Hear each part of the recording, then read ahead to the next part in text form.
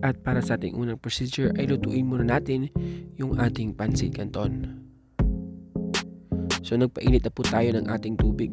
2 piraso lang ng ating pancit canton yung ating gagamitin dito. Antayin lang natin siyang kumulo at medyo malata or maluto yung ating pancit canton. Lucky me, bigay naman. Ayan guys, pag-hiwalay natin siya para agad po siyang maluto.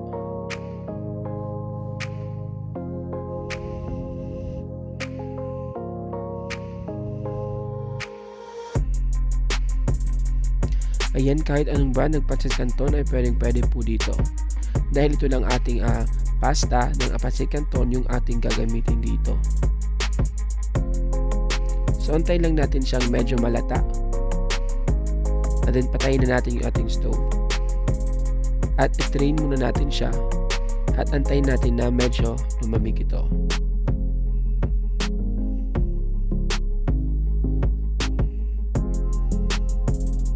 Ayan, pagkatapos i-drain lang natin para matanggal yung tubig. At pag malamig na guys ay set aside na natin at ilagay na natin sa ating mixing bowl.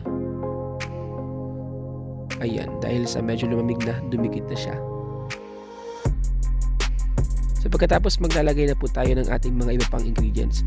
Siguraduhin lang natin na maghiwalay-hiwalay po yung ating pancit canton. Maglalagay lang po tayo dito ng isang sachet ng ating kinisa mix dahil hindi po tayo maglalagay ng bawang at sibuyas. Pagkatapos lagay din tayo ng 2 tablespoon ng ating brown sugar para po magbalance lang yung alat at tamis. Crack din tayo ng isang buong itlog. Pagkatapos ay meron po tayo dito ang all-purpose flour. Buksan lang muna natin siya. Pagkatapos maglalagay tayo ng 1/2 cup ng ating all-purpose flour. Ito po yung ating exact measurement para sa 2 piraso ng ating pancit canton.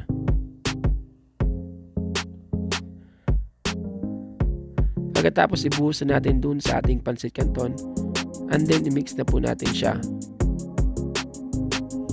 Siguraduhin lang po natin na mahalo po ng maigi yung ating pancit canton. Ayan, okay lang kung medyo madurog yung ating pancit canton dahil ipiprito naman natin yan mamaya. Para po sa ating complete list of ingredients ay nilalagay po natin sa ating description box sa baba.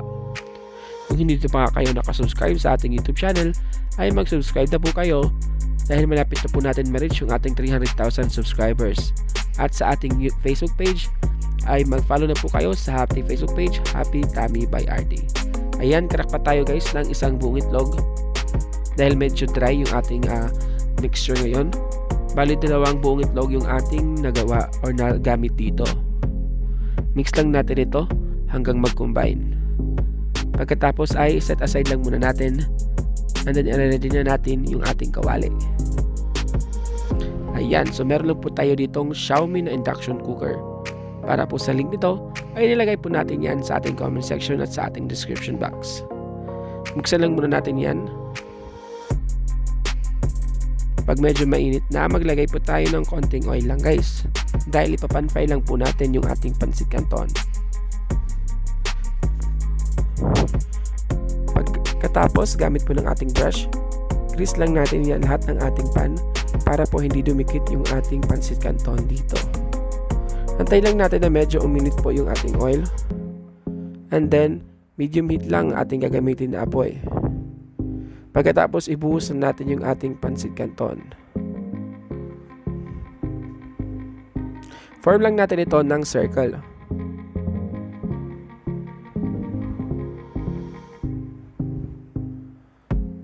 And then, pagkatapos, tutuin lang po natin ito ng 3 to 5 minutes in a medium heat. And then tatakpan lang po natin yung ating pan para po maluto yung ibabaw nito. Ayan guys, konting tips lang, mas maganda kung stainless ang inyong ipantakip dito para talaga mag-bounce yung init niya. And then medyo nakasana po natin yung apoy. So ayan, after 3 minutes guys, okay na to. Flip lang po na natin siya. para maluto yung other side, and then lulutuin na lang natin ito ng 2 minutes na lang. Ayan, medyo sunog. Pero okay lang yan, mas masarap.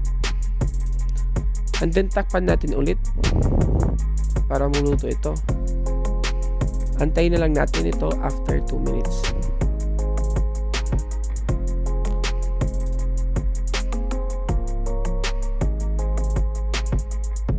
So after 2 minutes guys, okay na to. Patayin na natin yung ating stove.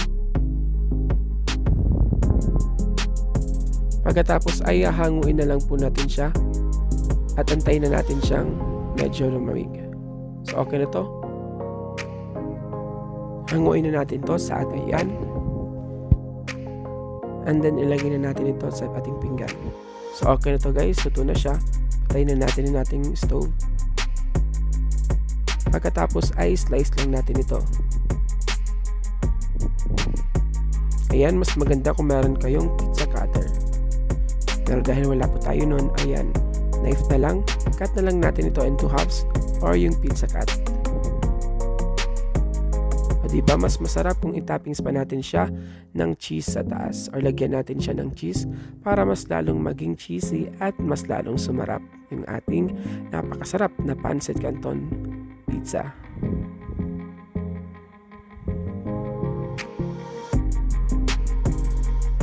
So eto na nga guys ang ating napakasarap at napaka budget friendly ng ating pancit canton pizza.